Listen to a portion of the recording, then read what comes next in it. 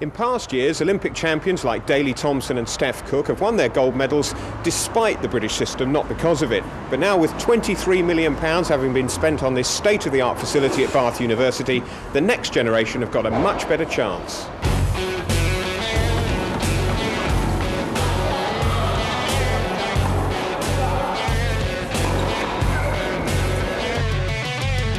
The first plans for a sports academy in Bath were drawn up 7 years ago. The concept to provide facilities for elite athletes and members of the local community.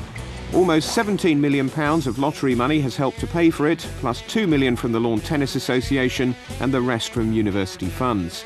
Work on Phase 1 started in January last year, and now that's complete, Phase 2's underway and due to open next March. There were many times when we thought that might not happen and we might not achieve it, but yeah, they're up. People are using them, and that's what it's all been about. And clearly, somewhere out there or in here, there are future champions that we're grooming, and that's really the essence of what this building's all about. Well, here in the tennis hall, there are 8 indoor courts, and the LTA Junior Academy is based here. And on Monday, Tim Henman will be officially opening the centre, and he'll be hitting balls with 50 local school children.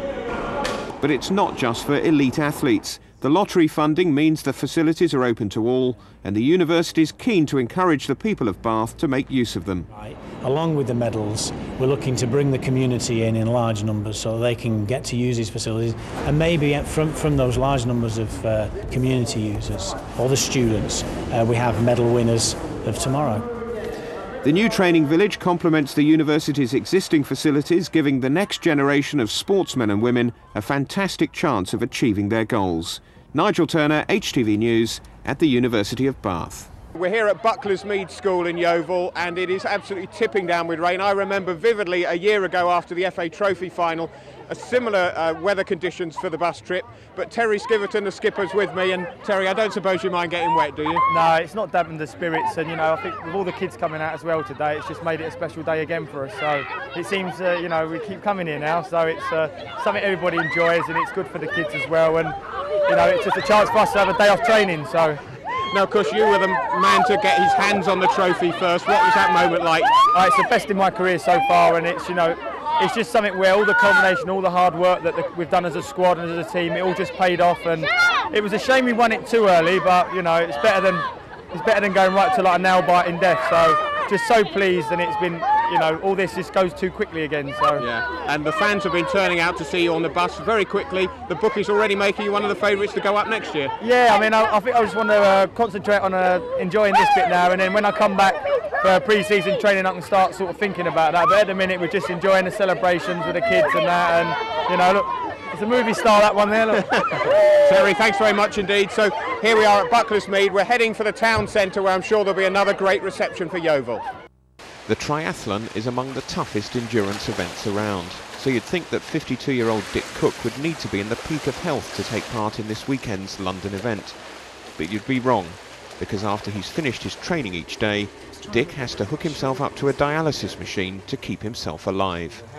That's because he has no kidneys after 4 bouts of cancer in the last 12 years. But despite all that trauma, Dick is determined to compete and raise awareness of the plight of those waiting for organs.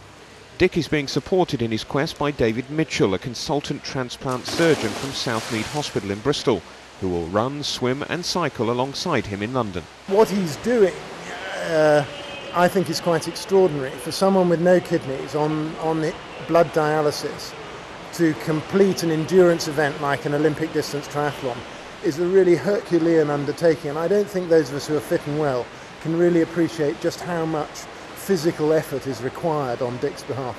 A typical tough training day involves a 2,000-metre swim, a 47-kilometre cycle and a 10k run, and then 2.5 hours of dialysis. So he should take the triathlon in his stride and will then be ready for other challenges.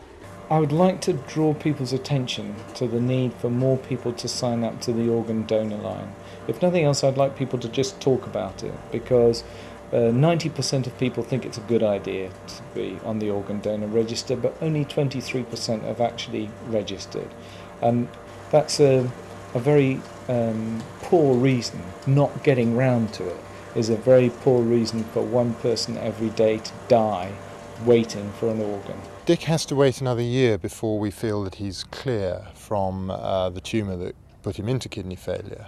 And then he will go on to our waiting list. And on average at the moment people are waiting about 18 months for a kidney from the general pool of organ donors in the United Kingdom. I'm not recommending anyone rushes out and starts doing a lot of physical exercise, but keep active and you will feel better for it. Nigel Turner in Corsham for the West Tonight.